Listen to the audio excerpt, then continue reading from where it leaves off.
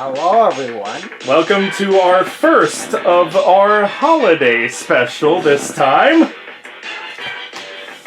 Back in the day, we used to have video reactions, have a bunch of parts based on a single video reaction.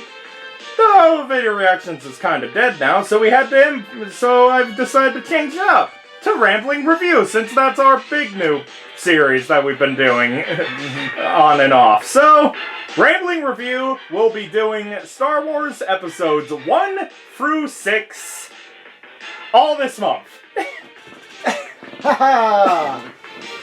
So, of course, we begin with Star Wars Episode 1, The Phantom Menace. I think we're both...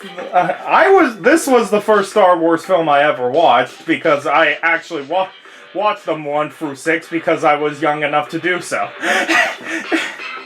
Yeah, I don't remember which one I watched first. I've been watching Star Wars since before I can remember, honestly.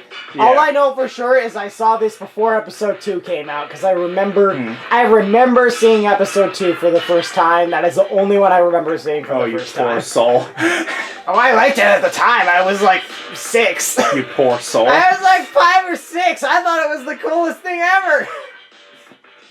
Meanwhile, I think I watched Phantom Menace for the first... I pretty much marathoned all the Star Wars films. Like, I probably did beforehand, but the closest recollection I have to them is about being 10 years old and not liking any of them. Oh. And then I went back to it around 14-ish and adored them. Yeah. You know, funny, now that I think about it, funny thing, I was like the biggest Star Wars nerd for a really long time, and I think that started to kind of die out, like, literally, like, about the same time I met you. Like, a weird coincidence that, like, my Star Wars fanness started to die out almost the same time as I met you. I mean, I still like Star Wars quite a lot, but I'm not I used to be with Star Wars how I am with, like, Kingdom Hearts now, if not more. I like how all of this has been just the Star Wars series in general. Yeah, we're kind of just talking about Star Wars in general. Honestly, I don't see the hate Phantom Menace gets most of the time. I can see some of it, but I think it's very overblown. Yeah. I can kind of see how it happens, though, because from what I've heard, there was so much hype for this movie. Yeah. It was like the first Star Wars movie in like 16 years? Yeah, and around there. And the trailer was like super cool. I mean, it blew the face in the trailer. What do you expect? Yeah. So everybody was super hyped for this movie, and then it came out, and it's kind of like kids' first Star Wars movie. It feels like. Yeah, like when it, like I think my overall thought is like it's a good movie, but when you compare it to the original trilogy, I can see why people would. Yeah, but that's how every series is most of the time. Yeah. So, shall we go through characters? All right. Qui-Gon?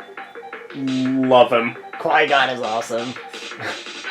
He's probably one of the best parts of the whole movie. Yeah. Like, he seems like something that the original trilogy never does is give us, like, a Jedi that is, like, firm believer of the thing and also, like, wise and such. Like, we have that sort of with Yoda when he's not being a crazy hermit in episode 5. I'm not sure I fully agree with that assessment of him being like firm believer. I know he's not actually, but it's like he's the closest we got to this at this point. Yeah, and honestly, I see him as like he kind of is like the one Jedi he's like the one Jedi who's like, he sees what the problems are with the Jedi, and he's like, I'm gonna try to be different. Yeah.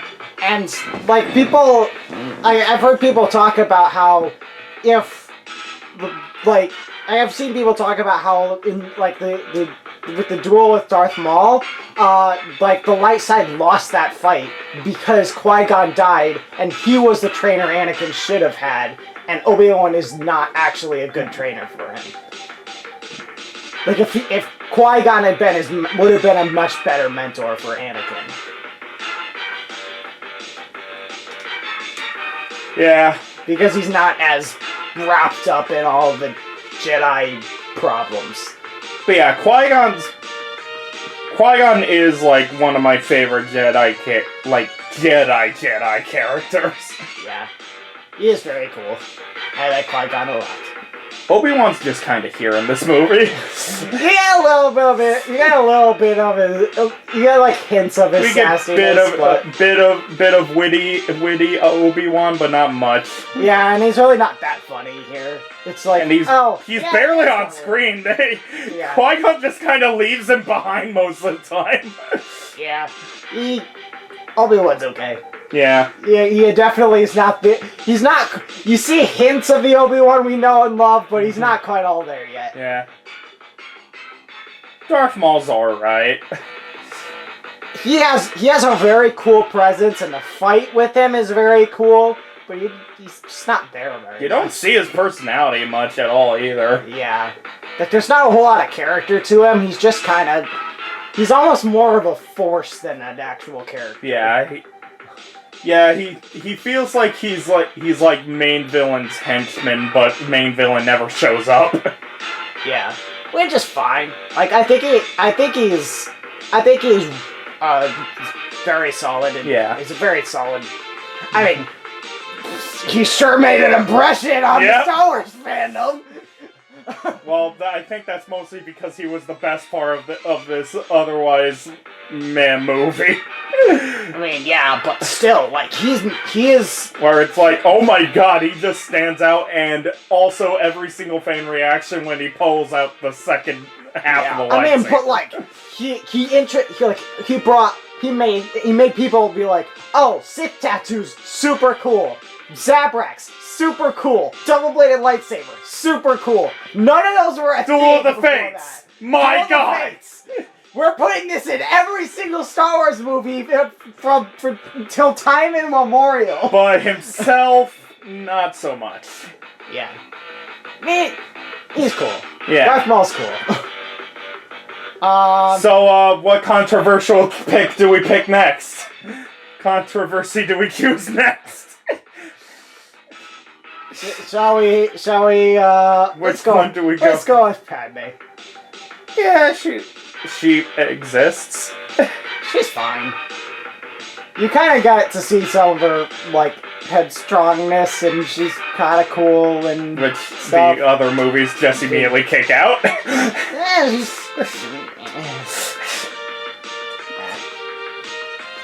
she's cool. I'm just very confused. Why in the world Naboo elected a 14-year-old to run their planet? And I thought America was stupid with voting decisions. How did that happen? How did that freaking happen? Oh, considering the fact that they don't know a race of people even exist on their planet. They know about the Gungans. They do? Yeah. It's pretty well established. The Gungans are like, we don't like the Naboo people. They think they're so smarty. Yeah, but then none of them know where the Gungans even are. Like, do they even show up? Because the Gungans have a secret city underwater. And a random city in the forest. I don't know, man. We kind of got off track with Padme. She's fine. She's kind of here. Yeah. And the relationship starts, where in this movie it's more, it feels more like big sister, younger brother kind of deal. And for some reason it goes romance. I think I think she sees herself at, like, I don't think she, my read on them is that she is not romantically interested in Anakin at all until, like, halfway through episode 2. Anakin kind of is like, oh, she's the one person who cared about me, and then he just doesn't see her for 10 years, and he just thinks about her all the time, and it kind of grows into this not super healthy obsession. And then he's randomly like, oh crap, Mom! Yeah. Speaking of Anakin. Yeah, let's go for Anakin. That's a lot. He's... His acting is acting. I'm not gonna go too hard on the kid for his acting. Like, he's okay. He's not. Kid actors usually do what the people tell them to act like. Like he doesn't. He's not really He's probably not given that much of a choice on how he acts. Yeah, and he does an all right job. Like he's a kid actor. You can tell he's not super experienced with it, but he does an okay job. He's not bad or anything. It's not super frustrating to watch. It's not super cringe. It does feel like they just kind of run into all these people, though. Like it's like we showed up on another planet. Time to get the new party member for the RPG. Why do I get the feeling you picked up another pathetic life form? Pretty much. Alright, we went through the 4 main characters. There's no one else to talk about. There's droids. Yeah, R2-D2's amazing. R2-D2 is amazing, but what else is new? C-3PO. He kind of exists. Yeah, he's kind of like, hey, you like C-3PO? Here's C-3PO. Here's his origin story. Bye. It feels very forced, thrown in. Like he's like, why are you here? You're literally only here to make witty commentary. This is your entire. They'll never put me on one of those starships. Wah wah.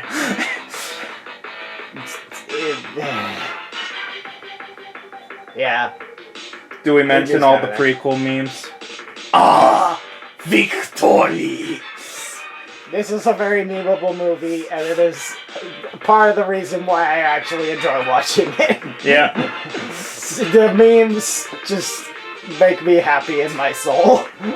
Unlike B-movie, it's still a good movie besides the memes. Yeah. I will say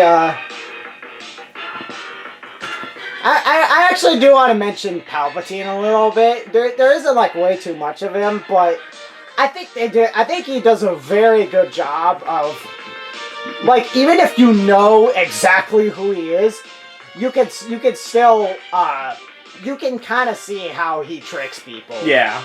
Like the actor does a really good job of playing the cunning manipulator, and it's very believable. Which is, I believe it's the same guy who did Palpatine originally. Yeah, he's a fantastic actor. Yeah, and that's one of my favorite things about the prequel trilogy is just how well Palpatine is done. The Viceroy is just kind of there. He's really funny though. He's so funny. Victory. He's hilarious. This one's a decoy! This one is a decoy!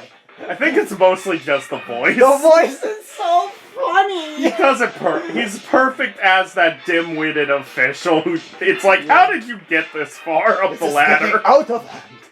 Now, there are 2 of them! So yeah, that's all the main characters, right? That's everybody. There is no one else. There is not a single bomb-bad character. Oh no. God.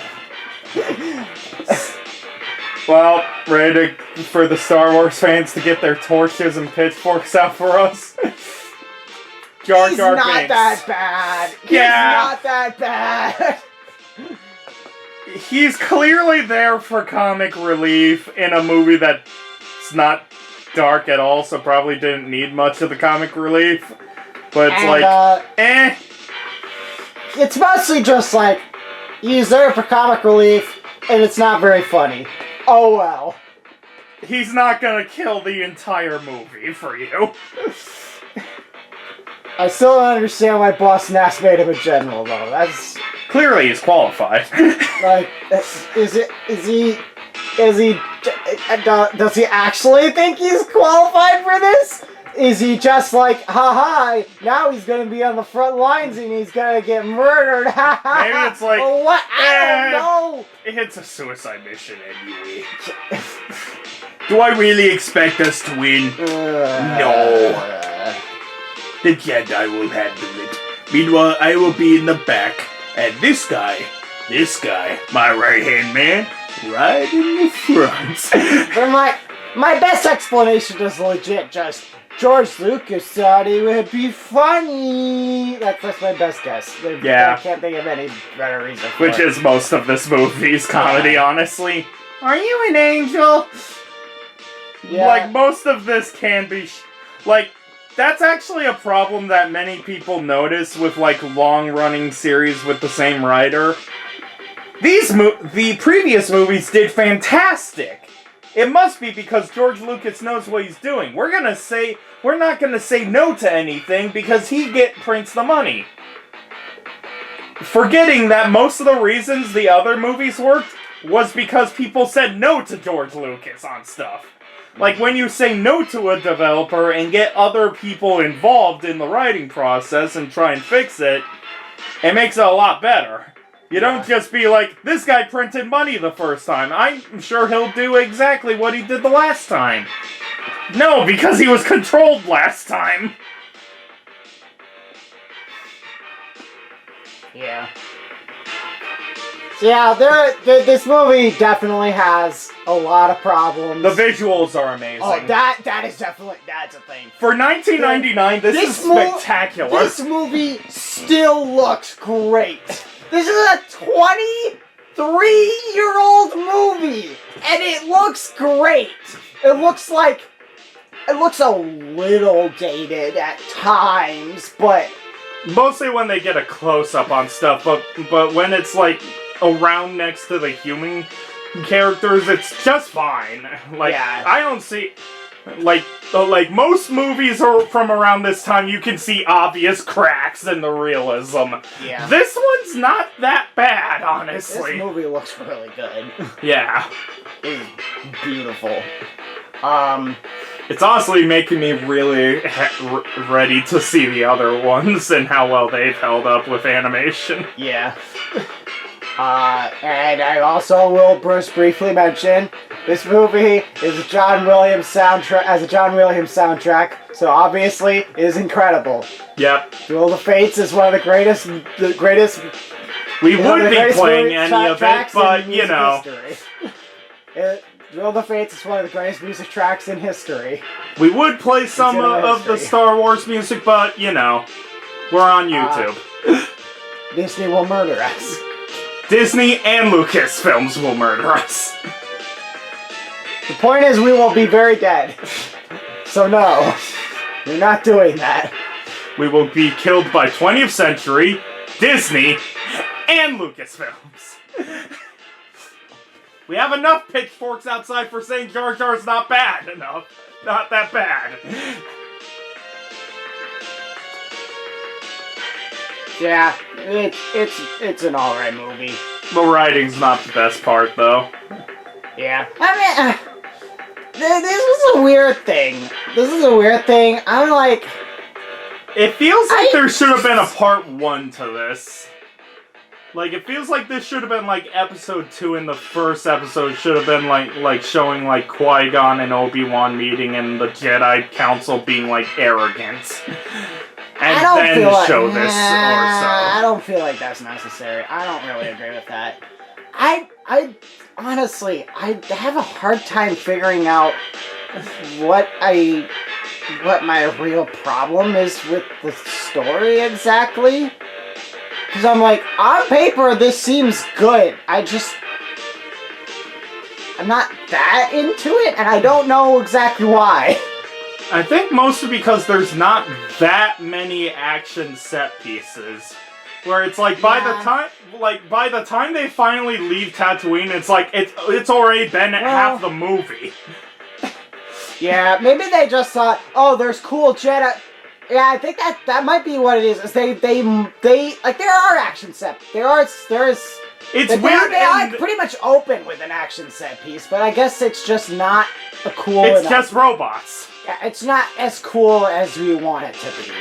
So it doesn't land as. It's well weird as how they finally have. it to. It's probably more also like we finally have surviving Jedi in this film, and we still only see like 2 of them do anything. Yeah. But I'm like, I feel like if that opening action stuff was really cool, it could have kept people engaged through with all the. Honestly, it probably would have worked stuff. if they added like a scene before they went, like they were like on another planet or so, like doing other Jedi things and taking out some like evil thing or something. And then the Jedi Council would be like, "You seem qualified to deal with the to deal with threats and negotiations. We have this problem happening with the Trade Federation. Do you think you could do something about it?" And then maybe go into like talking and such, like trying for them to do that. It kind of just starts with no build-up, is the thing here. I feel like this series relies too much on the text crawls, like the tell don't show kind of stuff. That also is a thing with multiple things in other prequel movies that we're gonna see, where it's like this is the 8th time I've saved you, and it's like, why aren't we seeing that? I mean, instead of negotiation stuff, why do you have to watch like the other like cartoons and other and books to see the stuff they're talking about? You don't need to. I don't agree with that either, because I'm like, if you that to me is them saying there's more to their story than we're showing you here. Then why aren't you showing us it? Because we don't need to. It's cool. It can actually take away from stuff if you show stuff that's just background. If you show stuff, sometimes it actually can take away from it, because it's like sometimes you imagining what it looks like, it ends up being cooler than what they actually make it. That's actually a criticism some people have with the original trilogy, is they're like, the Clone Wars, we imagined it as this really cool thing, and it just wasn't as cool as we imagined it to be when they actually showed us it. People find the Clone Wars cartoon to be fantastic. I'm not saying everybody thinks that, I'm saying some people think that. But yeah, Phantom Menace just feels like it doesn't really have much going on. It has a bunch of stuff going on, at the same time not much going on. I feel like I see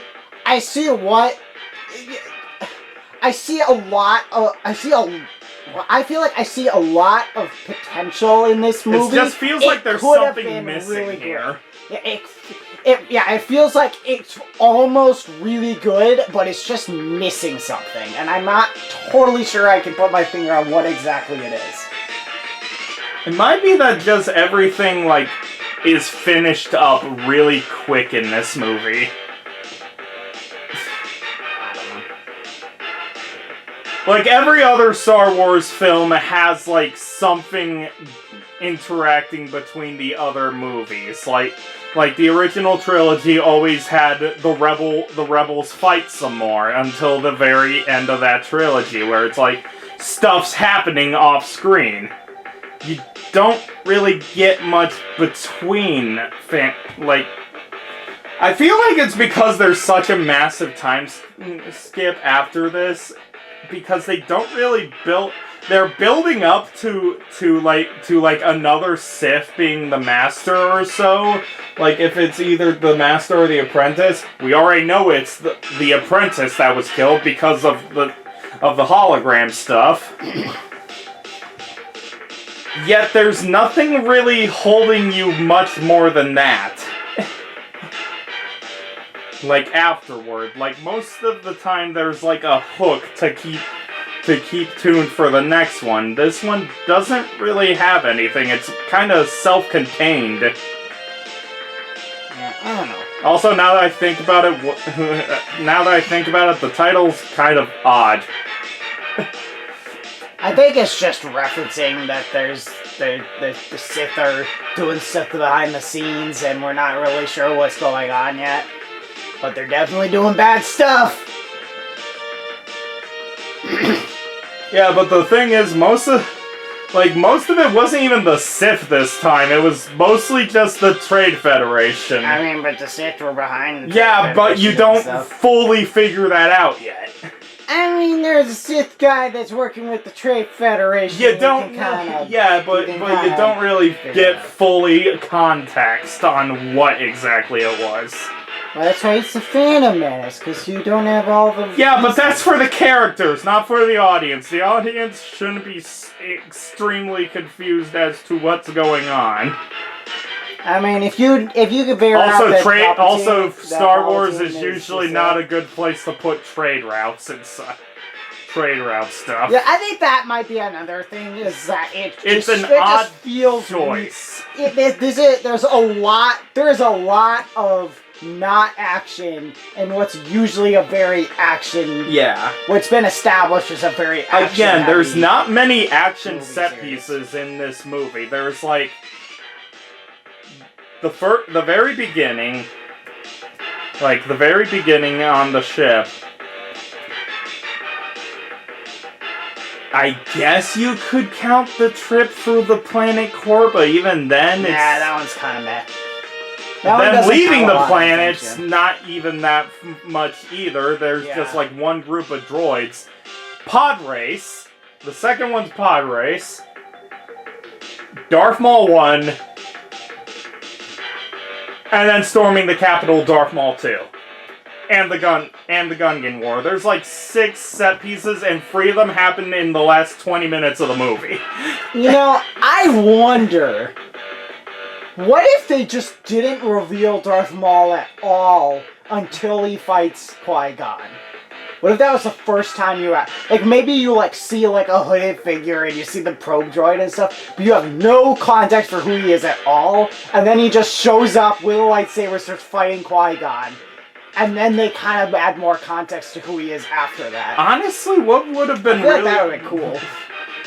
Honestly, it would have been cooler if they just kept him cloaked and didn't have him fight Qui-Gon the first time. Where it's like, maybe just have him just knowing where they are. Like, there's just a tension on when this guy will strike. And then you just see the cloaked guy once the doors open. And then he just pulls out the lightsaber, and then there's 2 sides of the lightsaber, and then you're like, oh. Yeah, I feel like you could have a similar thing if he just showed up, fought Qui-Gon, and then... It also doesn't help where the Jedi Council are like, the Sith don't exist. I'm sure it was just random guy. Maybe he took the lightsaber off some dead guy. I don't know. I mean, I feel like that is them establishing how arrogant the Jedi are, though. It doesn't really work that well. I think it does. I guess. I don't know. But yeah, it feels like there's missed potential here. It's just not exactly clear what potential it was. Yeah, I see a lot of really good pieces. Like all the other prequels, that's really smart. Like every other prequel movie, I feel that we are going to be able to notice the issues with. But Phantom Menace is a weird one where it's like, it's building up, but you don't know what it's building up to. Yeah, I think maybe a lot of Phantom Menace you can appreciate in retrospect, but in the moment you're like, what? Yeah. In retrospect, you're like, oh, this is actually in retrospect, you're like, oh, that is actually kind of smart. I think that's why many people disliked it when it came out, because they didn't have the full picture on how all of this would go. They were like, I want to see how this broody how Vader got to this point. Then you don't really see much of Vader and Anakin in this one. I want to see how Obi-Wan's this badass, and then you barely see any of Obi-Wan except for the Darth Maul thing at the end. Yeah. I want to see how Anakin met the questioning mother. We don't even know that it's Padme in this. We just see Anakin having a little kid crush on the girl he thinks is pretty. Yeah. I want to see the Jedi doing cool Jedi things when they're alive, and most of the time they're just sitting at a table on chairs, not doing anything. Yeah. I can see why most people didn't like it because of those reasons, where it's like, there's not much here. Yeah. Like most of the things people thought of, like all the Jedi are alive! They're gonna be amazing! And then there's just nothing there. And you know what I think is funny? As I think Attack of the Clones gives you that. It's just Attack of the Clones does a whole bunch of other stuff really badly. Yeah. So it's just, it's a whole mess. And then at that point, people are too upset to realize that Revenge of the Sith is actually a pretty good movie. Yeah. So yeah, I think that's why many people disliked Phantom Menace. But when you go back to it after seeing all the other films, like knowing it's a part one, I think it works out. Yeah, it's definitely one of the weakest installments in the Skywalker saga. Yeah. But I think it's still good. I think it's still a good movie. It's just missing all the like hype things of Star Wars. And I honestly don't think I agree with the assessment that it's worth just skipping. I think there's a reason I mostly just remember the final third of this movie, though. Yeah. I only remember, like, the final third where it's, like, the ambush on the Capitol. Like, them taking back the Capitol from the Trade Federation. Like, I barely remember any of the others besides all the meme stuff. Yeah, actually, not, like, I'm really thinking about it. The whole politics section, the only reason I care about that is because I know where it goes. Yeah. And it's really cool to see, this is setting up this thing in the later movies. Yeah. That's really cool to see. But when you don't have that context, it is boring as heck. Yeah.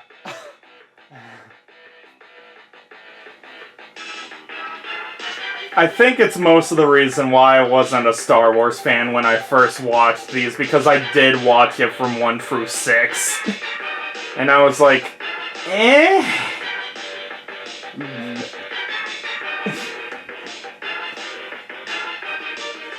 But yeah, other than that, I do recommend watching Phantom Menace. Like, if you know at least enough of the story to know, Phantom Menace is fine to go through. Yeah, I might recommend watching the original trilogy first. Yeah. So that it's kind of like, okay, so this is kind of background information stuff, and not just if you know what, go into it knowing that it's one of the weaker movies. Yeah. As well. Yeah, that's one of the things. I think most people were just way too hyped for Phantom Menace when it came out. Mm-hmm. Like, I think it just got hurt because it was the fourth one. And not the first. And the first one in 16 years. Yeah. Yeah, I think that's mostly what we have to say. So yeah, see you guys in a few days for episode 2. Attack of the Clones. From what I remember hating this one. And finding it the weakest of the 6. I'll be interested to see whether This is the one I go this back one to or- the least. Yeah, I'm interested to see Like whether I prefer if this I or Phantom if I go Menace. back to Star Wars prequels, Phantom it's Menace or usually Phantom Menace. either 1 or free. I barely ever go back to 2. Yeah, I'm interested in seeing it again. Yeah. Two is always interesting for me because, as I said earlier, it's the one. It is one of the 2 Star Wars movies I actually remember seeing for the first time. Yeah.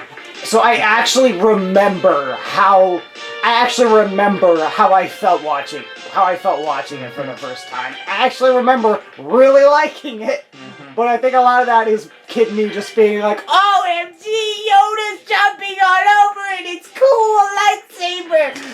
Because I was like the last 10 minutes of the I was movie. like, yeah. So yeah, we're gonna have to... Honestly, it's... Like, that's the main reason I wanted to do this, like, this like, Star Wars thing, where it's like, I wanted to go back to these movies, being like, how do they hold up? Yeah. Especially after all the Star Wars hate has been happening for the previous and for the recent installments. I want to go back to the originals, being like, how was this actually? So can't wait to eventually watch The Last Jedi and have 10 times as many. Well, again, we're not going for all of them. Yeah. Like we can't do all of them in 1 month. Yeah, but can't wait for that one day when we get to The Last Jedi, and then there's even more torches and pitchforks because I like that movie. Yeah, maybe we'll do it next year, holiday season. Maybe. Like, go We through shall the see. next 6. I think there's pretty much 6 that we can go through the next year, but right now it's just the prequels and original. Well, there's 5, 6 new ones. Solo, Solo, Rogue One, the trilogy. 7, 8, 9. Is there I another could one? have sworn there was another or something. I can't think of anything. Maybe I'm just thinking Mandalorian as just one of the big ones, but then it's like that's not a movie. But then there's also the Book of Boba Fett and Obi-Wan Kenobi. And I've heard bad things about those. I saw some Obi-Wan film and I liked it. Anyway, we'll see you in a few days for Attack of the Clones. Take care. That'll be interesting.